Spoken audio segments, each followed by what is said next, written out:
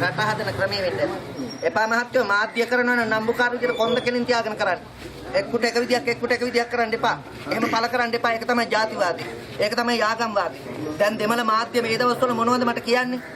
මොනවද දෙමළ මාධ්‍ය මට කියන්නේ නැත්තේ? හරිද? ඒක මහ කැත වැඩක්. ලැජ්ජා නැති මාධ්‍යකාරයෝ.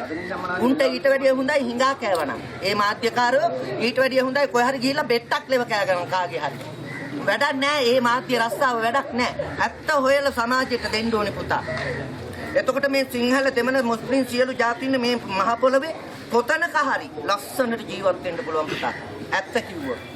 මේ බොරු කියන නිසා පුංචි දේ ලොකු කරලා පෙන්නන නිසා ඒකට උත්තරයක් හොයන්නේ නැති නිසා ඔයගොල්ලෝ නිකන් අපබ්‍රංශ සමාජයට කියන මිනිස්සු හැටියට මම අද මේ ප්‍රසිද්ධියේ සියලු දෙනා ප්‍රසිද්ධිය ප්‍රකාශ කරන්නේ ඔබතුමාලා හරි වැරදි මම දින කීපයක් ඔබතුමාට දුරකථනයෙන් කතා කරේ එන්න මේ පණිවිඩය ඇත්ත විදියට අපි සමාජගත කරමු ද්‍රවිඩ මුස්ලිම් ජනතාවට දැනගන්න.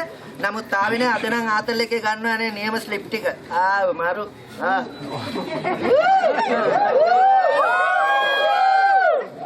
ආයිමද කිව්වා ඒක ආයිමද මම කොළඹ දෙන්නම් නෑ ඔයාලා මේ ඉන්නේ මාධ්‍ය 68 මාරක් ඔයගොල්ලොන්ට කියන්න තිබ්බනේ ඔය TNA කාරින්ගේ මාධ්‍ය එහෙම ඉන්නවනේ පන්සලටම ආවා නෑ මට මුණ ගැහුණා මමත් හිටියේ පන්සලේ මම පැනලා ගියේ නෑ මගේ මේ ලන්ඩන් වලින් කැනඩා වලින් ඕන තරම් අහනවා පැනලා ගියාද කියලා මම යන්නේ නෑ ආයිමද ලාස්ට් මයිලනාගේ පක්ෂෙලතුමා